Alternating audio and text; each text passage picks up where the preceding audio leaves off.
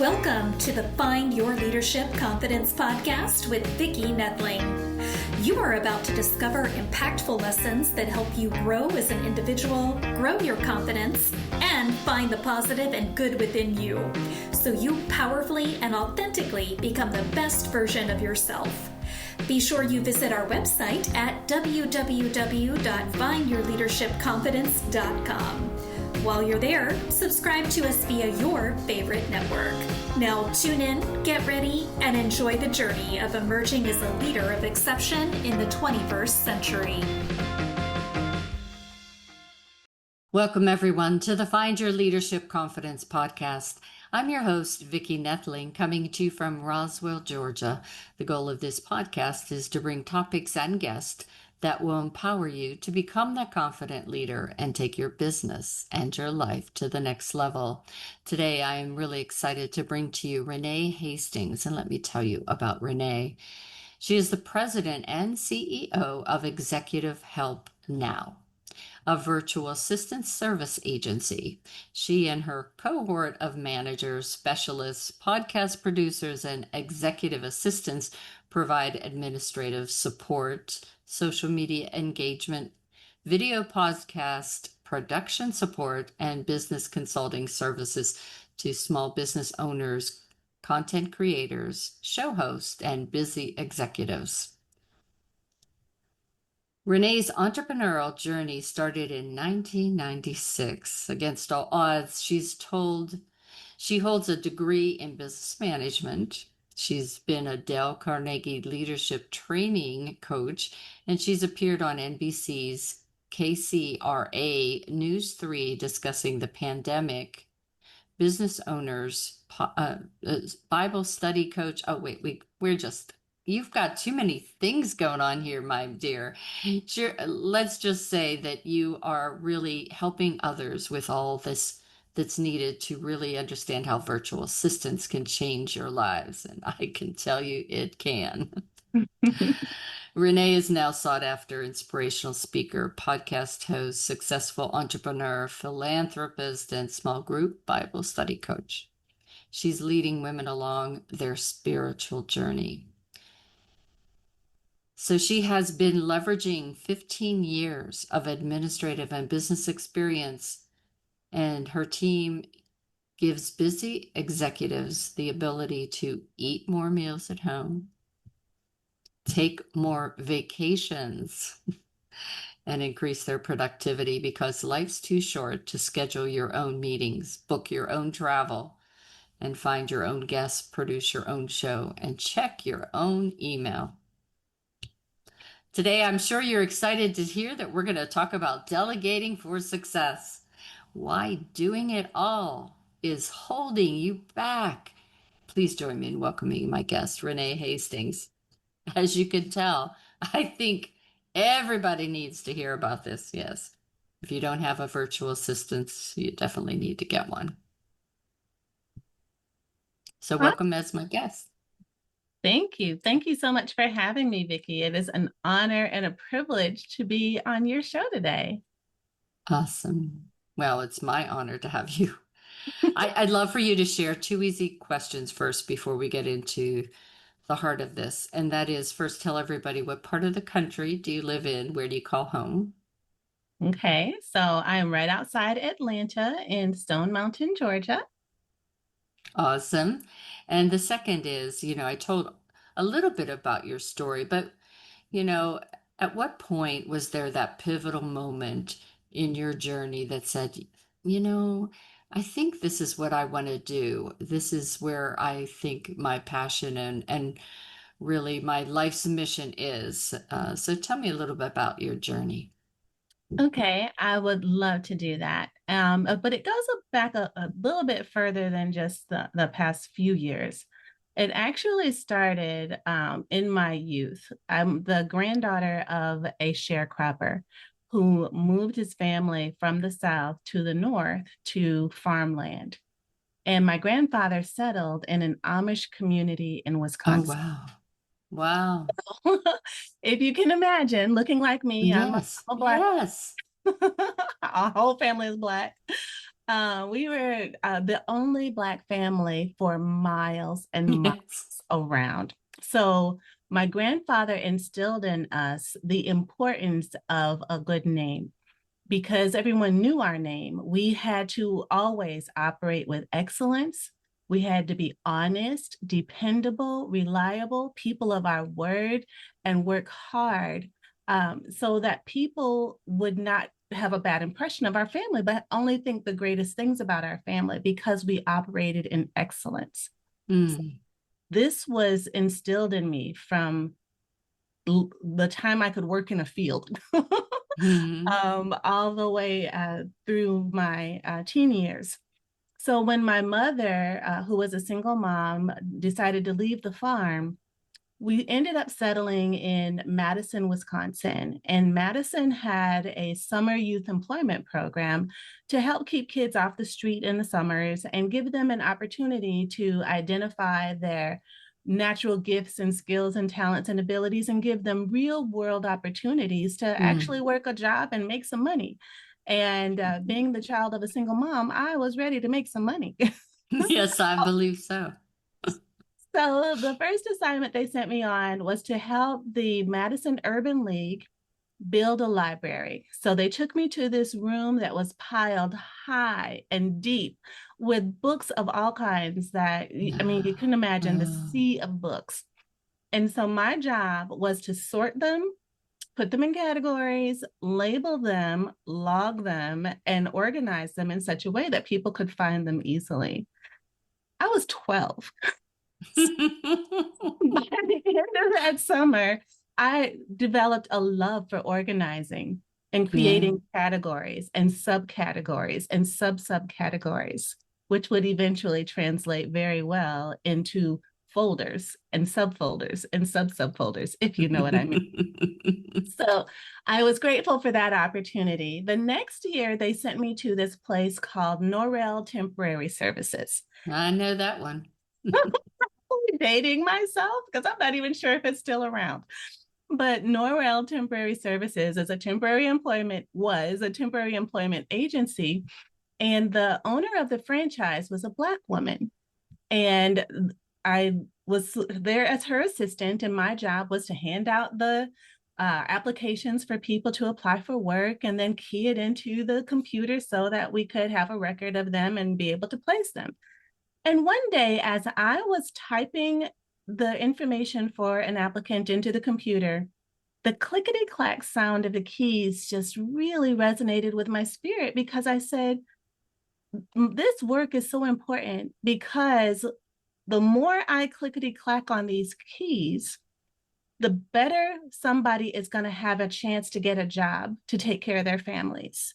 Mm-hmm. And if they can take care of their families, then that's going to be better for the community and that sort of thing. So I made an inner vow that one day I was going to run my own business or run an office at least.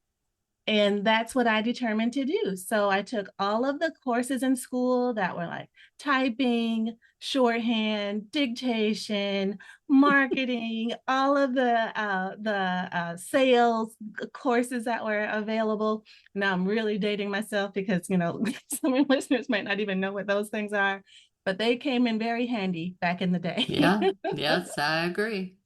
And so I ended up graduating from high school at 16 because I had taken all these credits for these courses. And when I graduated from high school at 16, I ended up graduating with a 1-month-old son.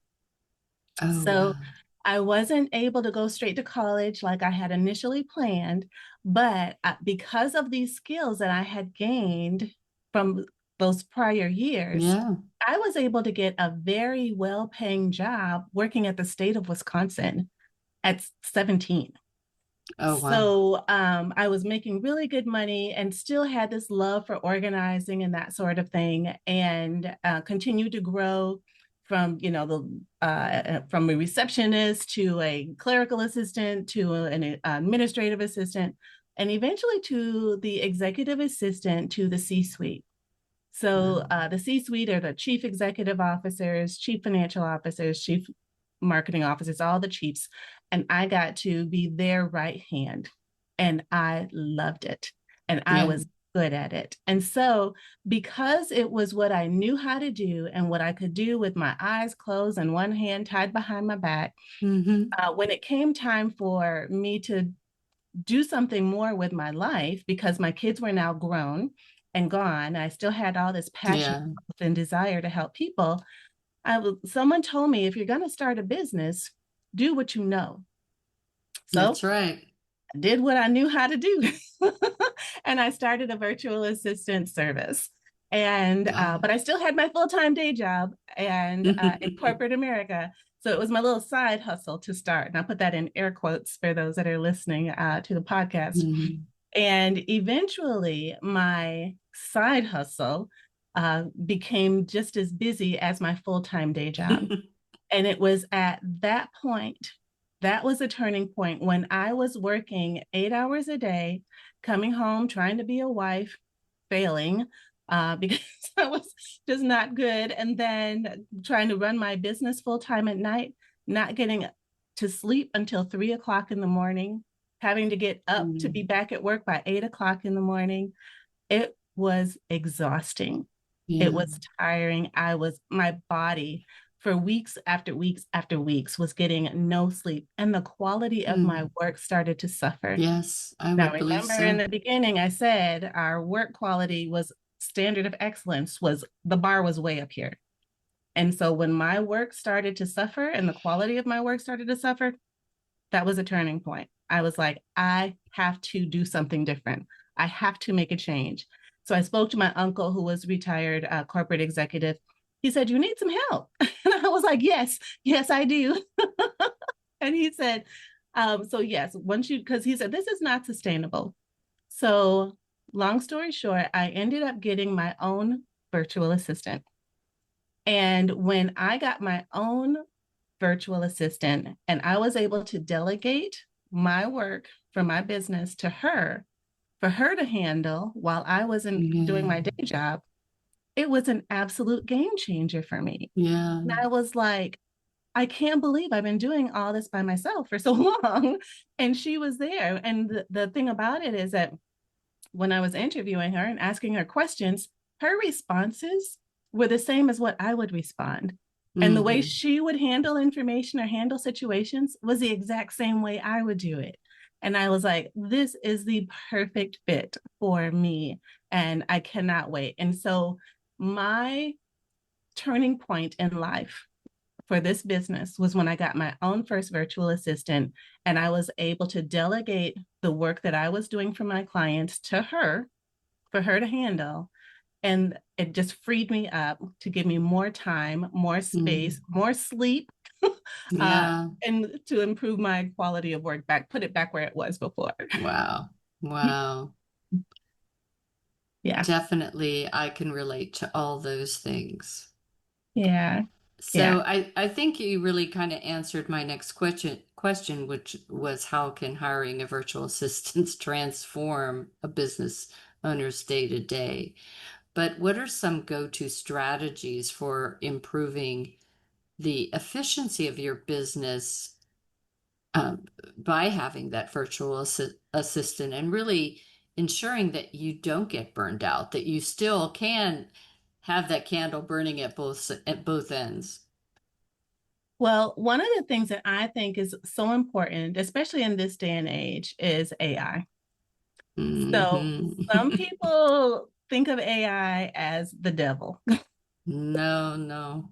And it is absolutely not. It truly is and helps us to increase our productivity. Right. We can do so much more quicker and a more thorough way. So it helps us to be more valuable to our clients.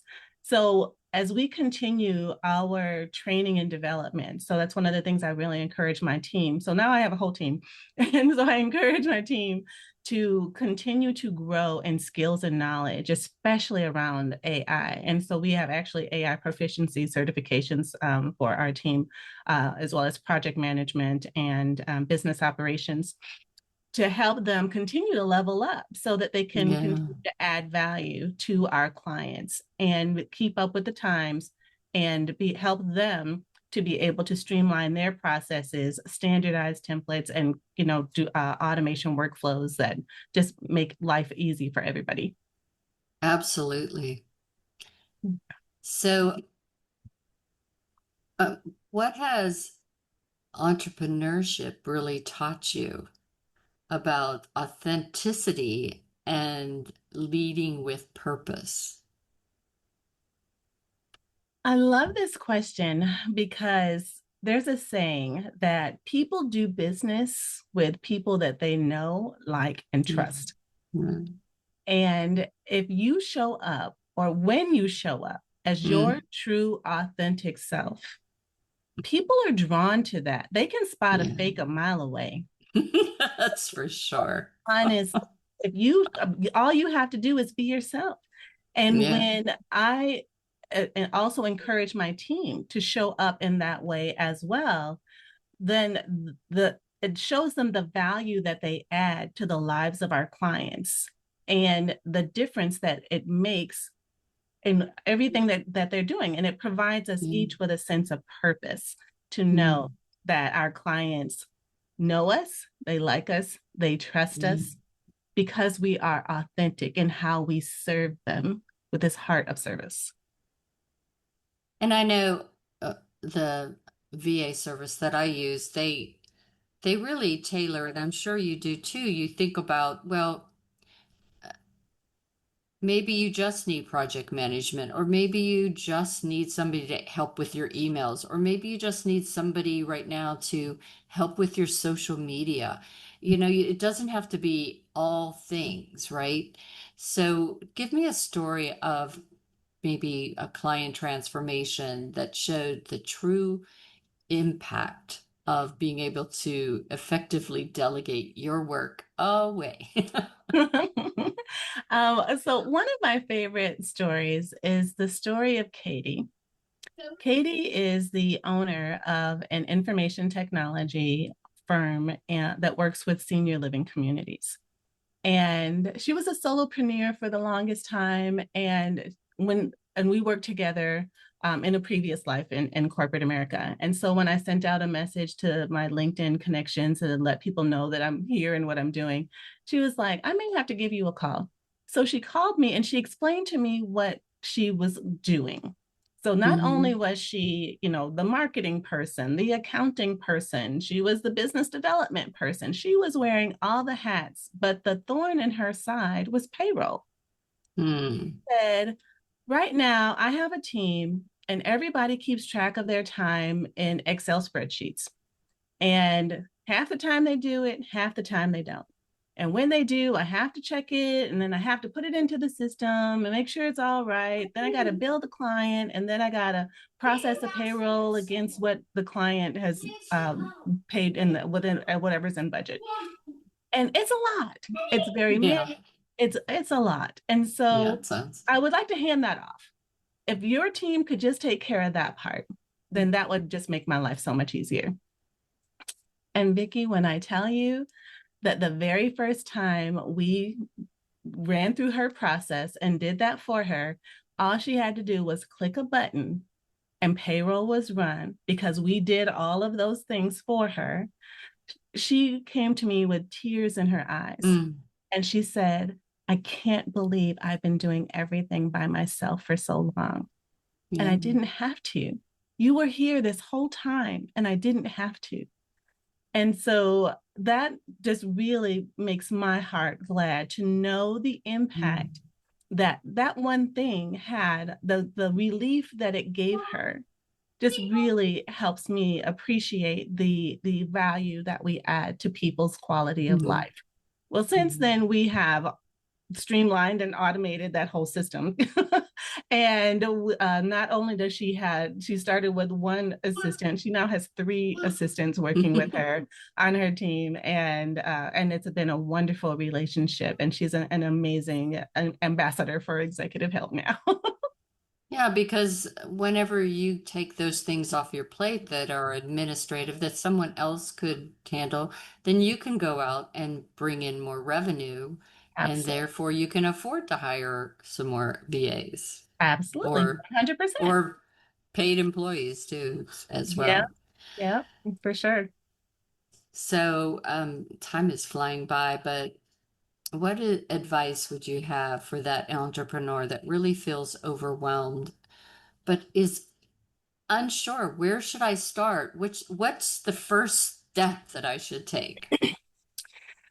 I would say the first thing to do is to make a list of things that burden you, things that you can do, but would rather not be doing. And Mm-hmm. then make a list of your ideal assistant qualities. What do you want in an assistant? What would your ideal person look like?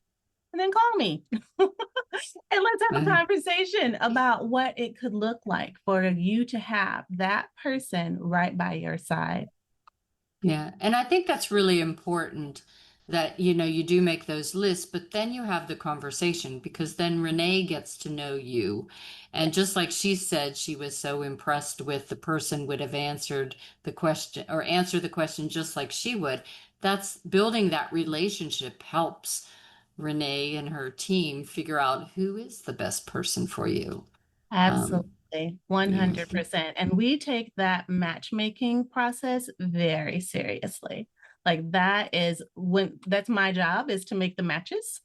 And when the more I know about you, your personality, your style, all those things, what success looks like from your perspective, that helps me be able to identify the people on our team who could be Yeah. a good fit for you. Awesome.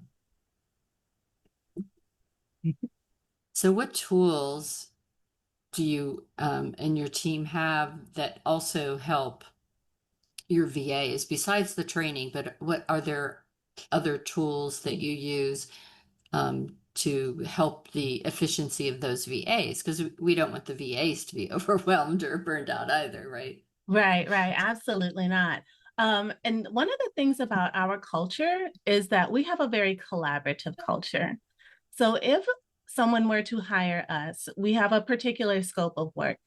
And within that scope of work, it's my desire to try to find one person that can do all of those things within that scope of work. But say within that scope of work, you have one thing that this particular person doesn't know how to do or isn't really great at. They could definitely do it, but this is not their zone of genius. Mm-hmm. There are other people on the team who do have that zone of genius. And so that particular part of the scope would be delegated on our end to that particular person for them to handle that part of the scope. Mm-hmm. It all gets funneled back through their main person. So it's a Right. very so one of the tools we have is each other. And we Mm-hmm. all have such a huge frame of reference that we're able to tap into that any individual assistant, they just don't have it because we have a Right. team of almost of 30 people. So if you take 30 people's work histories and frames of reference that's at your fingertips, that's a unique thing that not everyone can offer. For sure. Well, time has flown by. You've given so much information, but I'm sure there are people out there that say, oh my God, I need to get in touch with Renee. I need to start that busy relationship. So I have a slide, as always, to share with you, the audience. It has the contact information for you to connect to Renee at her website as well as social media. Those that follow me know that you can get all this information on my YouTube channel, Vicki Noethling. If you haven't done so, though, please do subscribe, or you can go to findyourleadershipconfidence.com, my website. So the website is easy to remember, executivehelpnow.org, executivehelpnow.org. Her website is her name, renee.hastings.7. Again, Facebook is renee.hastings.7. LinkedIn is Renee Hastings 17. Again, Renee Hastings 17. Instagram is Executive Help Now, and YouTube is at Renee Hastings. I'm going to turn it over to Renee. She's going to talk to you about things that you can find on her executivehelpnow.org website, resources that will help you be able to figure out what type of virtual assistant you need. So I'll turn it over to her to share with you that important information. Absolutely. Thank you, Vicki. One of the things that I do want to mention that we do have resources on our website, some different tips and tricks that people may use for streamlining their process, how to know when they're ready for a VA, what to delegate to a VA. One of the things that I really think is so important for someone to think about when it comes to delegation mistakes that people make as entrepreneurs. And one of them is not proper training. I'm just going to give it away. Not proper training, not communicating, expecting a mind reader, and being disrespectful of their assistant's time. Oh, wow. Yeah. To overcome that, take the time to properly train from the beginning. Communicate, communicate, communicate. You cannot over communicate with your assistant in a virtual setting. So get to know that person. Don't ghost them. Don't give them assignment and just leave. If they have questions, answer their emails. Don't just ignore them. Yeah. Because this is a great relationship that we are here to partner with you on your journey. And we're going to be here for you. So we need you to be here for us so that we can help make you great. So awesome. Those are my tips and tricks and resources that you'll find also on the website. And how often do you put things out on social media, and what's your favorite social media site? We put things out at least 2 or 3 times a week, and my favorite is LinkedIn. Awesome. Renee, thank you so much for spending time on delegating for success. Why doing it all is holding you back.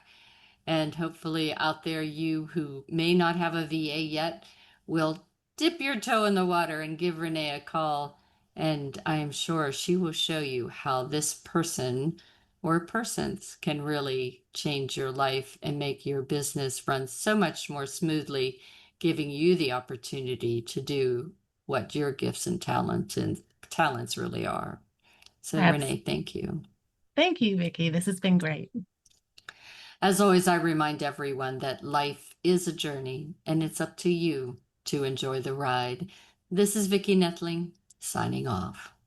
Thank you for tuning into the Find Your Leadership Confidence podcast with Vicki Noethling, where we share impactful lessons that help you grow as an individual, grow your confidence, and find the positive and good within you so you powerfully and authentically become the best version of yourself.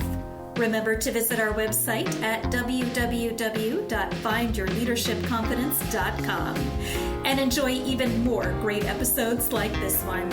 Again, while you're here, subscribe to us via your favorite network. We look forward to seeing you next time on the Find Your Leadership Confidence podcast.